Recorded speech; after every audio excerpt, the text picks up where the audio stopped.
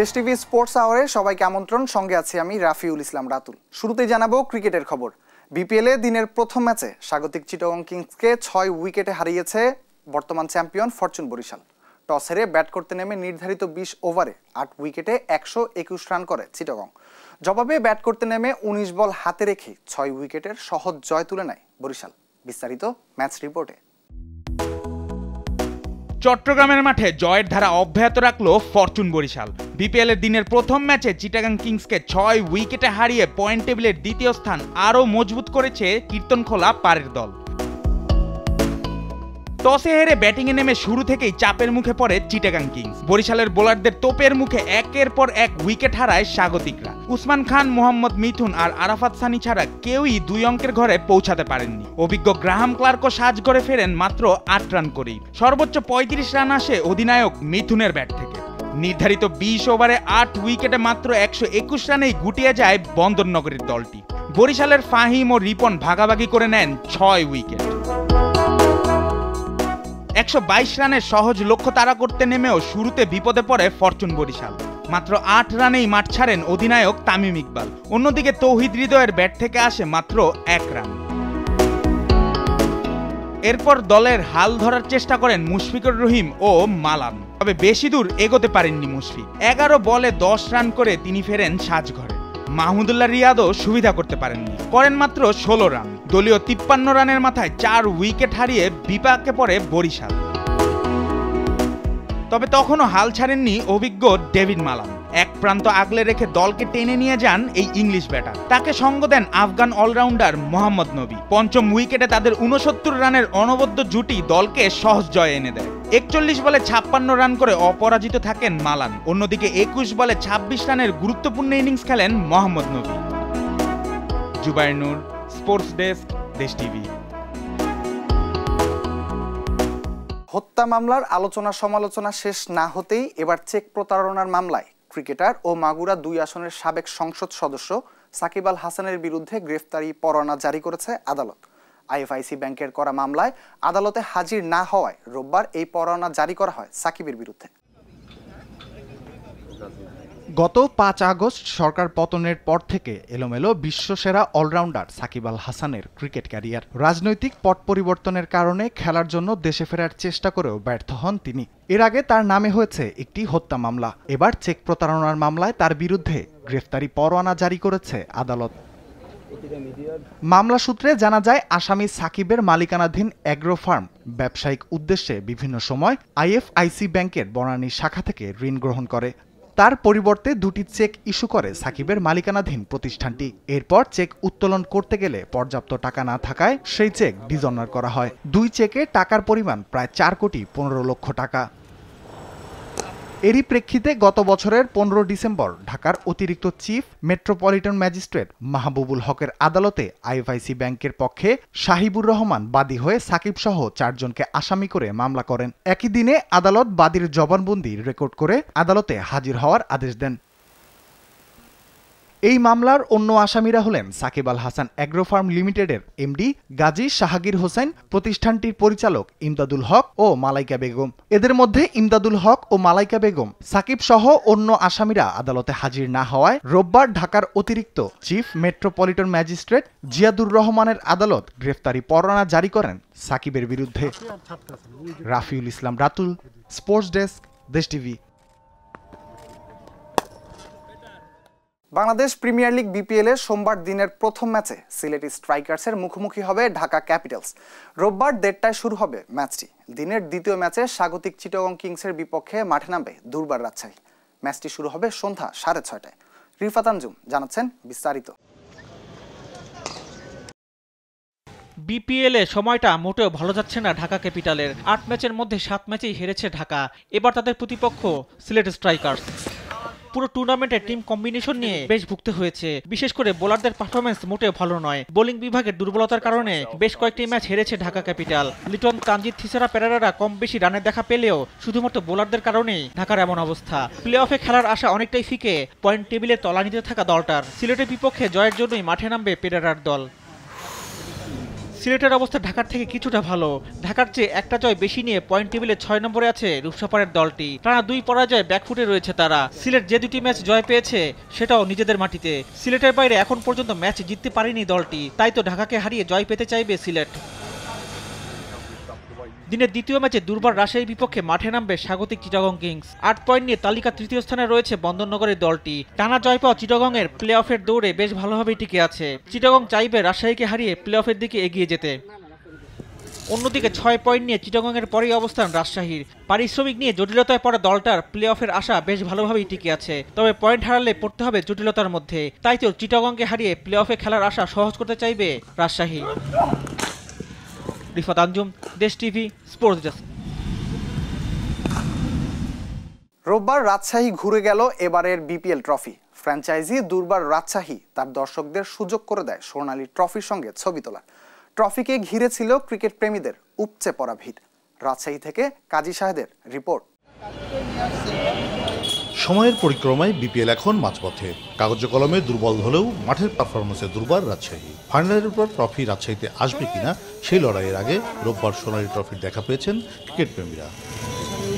সর্বপ্রথমে বাংলাদেশ ক্রিকেট বোর্ডকে ধন্যবাদ দিতে চাই যে এরকম একটি সুযোগ দিয়ে দেওয়ার জন্য। এর আগে কিন্তু এর সুযোগ ছিল না, মানে প্লেয়ার ছাড়া কেউ দেখতে পেত না। তো সাধারণ জনগণ যে ট্রফিটি দেখতে পাচ্ছে, ছবি তুলতে পারছে, এটি অনেক বড় সুযোগ। সবাই একসাথে আসলাম, আজকে পেজে হঠাৎ দেখতেছি যে ট্রফি আসবে বিপিএলের, এই আনন্দে সবাই দেখতে আসলাম আর কি। খুব ভালো লাগছে, কিন্তু একটা জিনিস খুব খারাপ লাগছে, রাজশাহীতে কোনো বিপিএল বা কোনো আন্তর্জাতিক বা যে কোনো ম্যাচ অনুষ্ঠিত হয় না।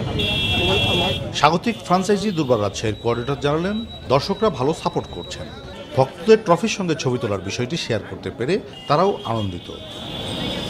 আজকে সারাদিনে আমাদের রুট প্ল্যানটা হচ্ছে আমরা এখানে সকাল 10টা থেকে অবস্থান করছি। আজকেই থাকবে এটা আমাদের রাজশাহীতে, আগামীকালকে এটা চলে যাবে রংপুরে। একটা সময় জাতীয় দলে আধিক্য ছিল পদ্মাপাড়ের শহর রাজশাহীর ক্রিকেটারদের। বিপিএলের হাত ধরে আবারও জেগে উঠবে রাজশাহীর ক্রিকেট, এমন প্রত্যাশা সাবেক মেয়র মিজানুর রহমান মিনুর। রাজশাহী হচ্ছে সব কিছুতেই এগিয়ে। রাজশাহী অতীত ফুটবল, অতীত ক্রিকেট, একসময় বাংলাদেশ টেস্ট এবং ওয়ানডে টিমে রাজশাহীর বেস্ট 11-এর মধ্যে 7 জন ছিল। তো আজকে রাজশাহী আবার জেগে উঠেছে। আমি দুর্বার রাজশাহীর ম্যানেজমেন্ট যারা আছেন তাদের সবাইকে আমি রাজশাহীবাসীর হয়ে আমি অভিনন্দন জানাই। হারের বৃত্ত থেকে বেরিয়ে বিপিএলে এখন পর্যন্ত 3টি জয়ের দেখা পেয়েছে দুর্বার রাজশাহী। কাজী শাহেদ, দেশ টিভি, রাজশাহী। এবার জানাবো নারী ক্রিকেটের খবর। অনূর্ধ্ব 19 নারী টি-20 বিশ্বকাপে সোমবার নিজেদের দ্বিতীয় ম্যাচে অস্ট্রেলিয়ার বিপক্ষে মাঠে নামবে বাংলাদেশ। কুয়ালালামপুরের বায়োমাস ওভাল স্টেডিয়ামে সকাল 8টায় শুরু হবে ম্যাচটি। প্রথম ম্যাচে নেপালকে হারানোর আত্মবিশ্বাস নিয়েই মাঠে নামবে জুনিয়র টাইগ্রেসরা। জুবাইর নূরের ম্যাচ প্রিভিউ। জয় দিয়েই অনূর্ধ্ব 19 নারী টি-20 বিশ্বকাপ মিশন শুরু করেছে বাংলাদেশ। যদিও শনিবার তুলনামূলক সহজ প্রতিপক্ষ নেপালকে হারাতে বেশ কাঠখড় পোড়াতে হয়েছে জুনিয়র টাইগ্রেসদের। নিজেদের দ্বিতীয় ম্যাচে এবার ডি গ্রুপের সবচেয়ে শক্তিশালী প্রতিপক্ষ অস্ট্রেলিয়ার বিপক্ষে মাঠে নামবে সুমাইয়া আক্তারের দল। সম্প্রতি দুর্দান্ত ক্রিকেট খেললেও সবশেষ ম্যাচে ব্যাটারদের ব্যর্থতা ছিল চোখে পড়ার মতো। মাত্র 53 রানের টার্গেট পেরোতে ঘাম ঝরেছে ব্যাটারদের। টপ অর্ডারের 3 ব্যাটারের কেউই পারেননি 2 অঙ্কের ঘরে যেতে। শক্তিশালী অস্ট্রেলিয়াকে চ্যালেঞ্জ জানাতে হলে ফাহমিদা, সুমাইয়া, সাদিয়াদের ব্যাট হাতে জ্বলে ওঠার কোনো বিকল্প নেই। ব্যাটারদের ব্যর্থতার দিনে আলো ছড়িয়েছিলেন বোলাররা। নেপালকে মাত্র 52 রানে গুটিয়ে দেওয়ার পেছনে নিশিতা, জান্নাতুল, আনিসারা ছিলেন দুর্দান্ত। প্রতিপক্ষ রান আটকানোর পাশাপাশি উইকেট তুলে নিয়ে ম্যাচের মোড় ঘুরিয়ে দিতে বেশ পারদর্শী টাইগ্রেস বোলাররা। অস্ট্রেলিয়ার শক্তিশালী ব্যাটিং লাইন আপকে ধসিয়ে দিতে বোলারদের ওপর বড় ভরসা রাখবে বাংলাদেশ টিম ম্যানেজমেন্ট। অন্যদিকে টুর্নামেন্টের অন্যতম শক্তিশালী দল অস্ট্রেলিয়া। প্রথম ম্যাচে স্কটল্যান্ডকে রীতিমতো উড়িয়ে দিয়ে আসর শুরু করেছে তারা। শক্ত ব্যাটিং লাইন আপের পাশাপাশি সেরা বোলিং লাইন আপ নিয়ে এই ম্যাচে বাংলাদেশের তুলনায় কিছুটা এগিয়ে থেকেই মাঠে নামবে অজিমেরা। বাংলাদেশকে হারিয়ে টানা দ্বিতীয় জয় তুলে নিতেই মাঠে নামবে তারা। বাংলাদেশের তুলনায় শক্তিমত্তা এগিয়ে থাকলেও পরিসংখ্যান বলছে বাংলাদেশের হয়েই। 2023 সালে সাউথ আফ্রিকায় অনুষ্ঠিত প্রথম অনূর্ধ্ব 19 নারী টি-20 বিশ্বকাপে অস্ট্রেলিয়াকে সহজেই হারিয়ে দিয়েছিল মারুফা আক্তার, দিশা বিশ্বাস, স্বর্ণা আক্তাররা। সেই সুখস্মৃতি সামনে নিয়ে এবারও অজি বদের ছক কষছে বাংলাদেশ শিবির। জুবাইর নূর, স্পোর্টস ডেস্ক, দেশ টিভি। মেয়েদের যে কোনো পর্যায়ে টি-20 বিশ্বকাপে সর্বনিম্ন 23 রানে অল আউট হয়ে লজ্জার রেকর্ড গড়েছে মালয়েশিয়া অনূর্ধ্ব-19 নারী ক্রিকেট দল। মালয়েশিয়া চলমান অনূর্ধ্ব-19 নারী টি-20 বিশ্বকাপের দ্বিতীয় দিনে প্রথম ম্যাচে এই রেকর্ড গড়ে আয়োজক দেশের মেয়েরা। ম্যাচটিতে টস হেরে আগে ব্যাট করে 6 উইকেটে 162 রানের বড় সংগ্রহ পায় শ্রীলঙ্কা। জবাব দিতে নেমে লঙ্কান বোলারদের তোপের মুখে মাত্র 14 ওভার 1 বল টিকতে পেরেছে মালয়েশিয়ার মেয়েরা। সর্বকুলে তারা তুলতে পেরেছে মাত্র 23 রান, যা নারী ক্রিকেটে সকল পর্যায়ে টি-20 বিশ্বকাপের সর্বনিম্ন দলীয় স্কোর। এর আগে বয়সভিত্তিক টি-20 ম্যাচে সবচেয়ে কম 25 রানের রেকর্ডটি ছিল জিম্বাবুয়ের। মুলতান টেস্টে ওয়েস্ট ইন্ডিজকে 127 রানের বড় ব্যবধানে হারিয়েছে স্বাগতিক পাকিস্তান।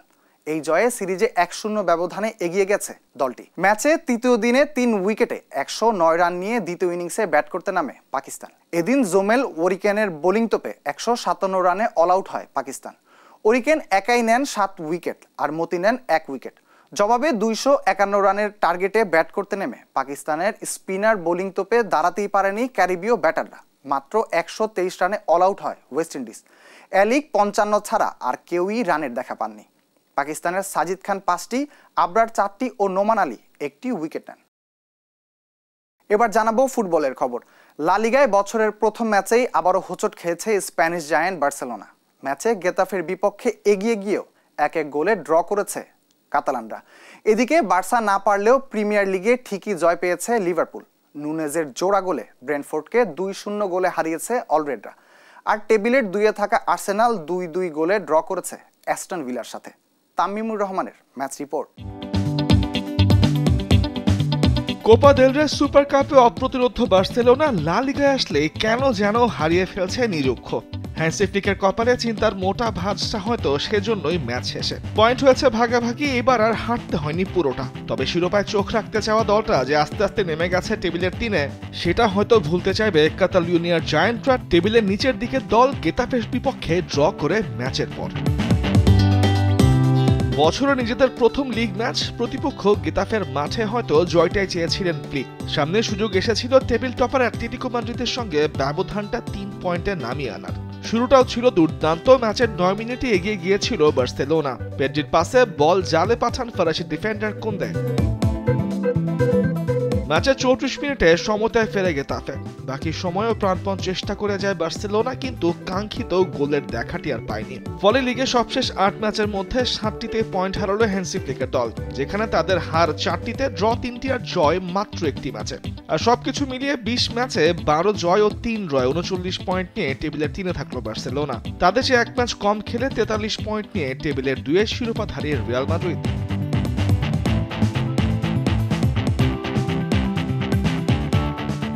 এদিকে বার্সেলোনা না পারলেও ঘুরে দাঁড়িয়েছে লিভারপুল। ইংলিশ প্রিমিয়ার লিগের টানা 3য় ম্যাচে পয়েন্ট হারানোর জায়গা থেকে ঘুরে দাঁড়িয়ে ইনজুরি টাইমে নুনেজের জোড়া গোলে ম্যাচ জিতে মাঠ ছেড়েছে লিভারপুল। ফলে 2 ম্যাচের জয় খরা কাটলো অলরেডদের। নুনেজ একাই করেছেন 2 গোল। ম্যাচের 2-0 গোলে ব্রেন্টফোর্ডকে হারিয়ে অলরেডরা 7 পয়েন্টের ব্যবধানে টেবিলের শীর্ষস্থানটা আরও বেশি করেছে মজবুত।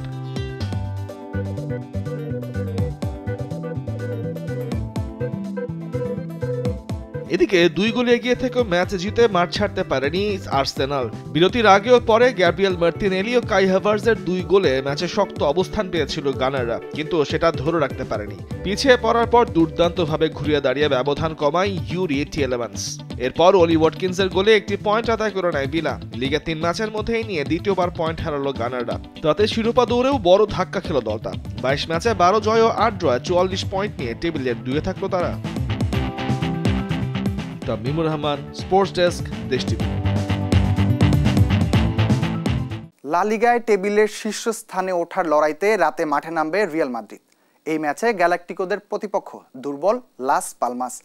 সান্তিয়াগো বার্নাবুতে ম্যাচটি শুরু হবে বাংলাদেশ সময় 9:15টায়। আর প্রিমিয়ার লিগে রাতে ম্যানচেস্টার সিটিকে আতিথ্য দেবে ইপসউইচ সিটি।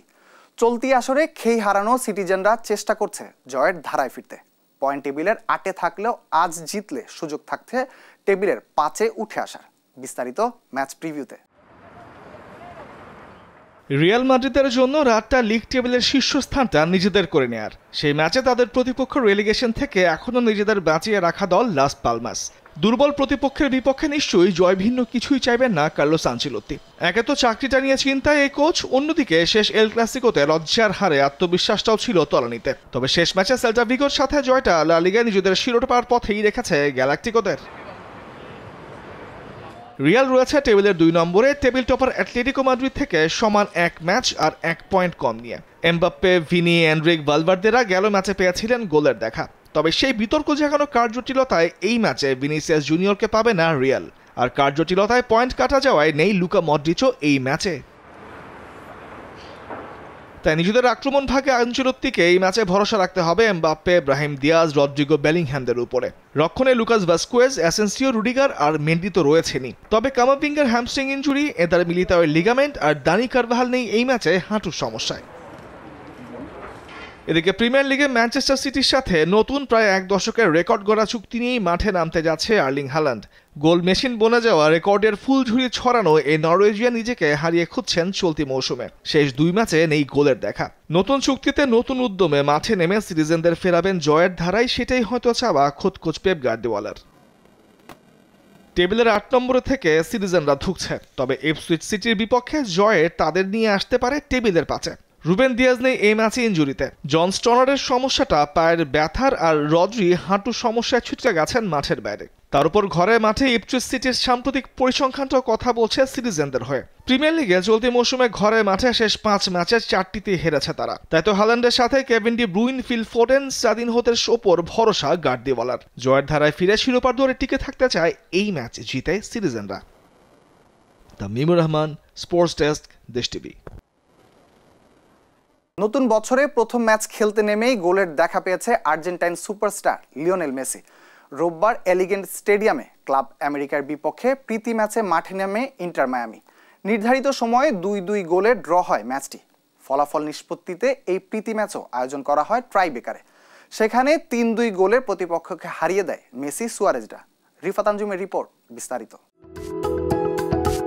নতুন বছরে ক্লাব প্রীতি ম্যাচে ইন্টার মিয়ামি মাঠে নামে ক্লাব আমেরিকার বিপক্ষে। প্রথমে পিছিয়ে পড়ে ম্যাচে ফেরার পর আবারও হারতে বসেছিল মিয়ামি। পরে শেষ মুহূর্তের গোলে ম্যাচ গড়ায় টাই ব্রেকারে, আর সেখানে জয় পেয়ে বছরের প্রথম ম্যাচ রাঙায় মেসির দল।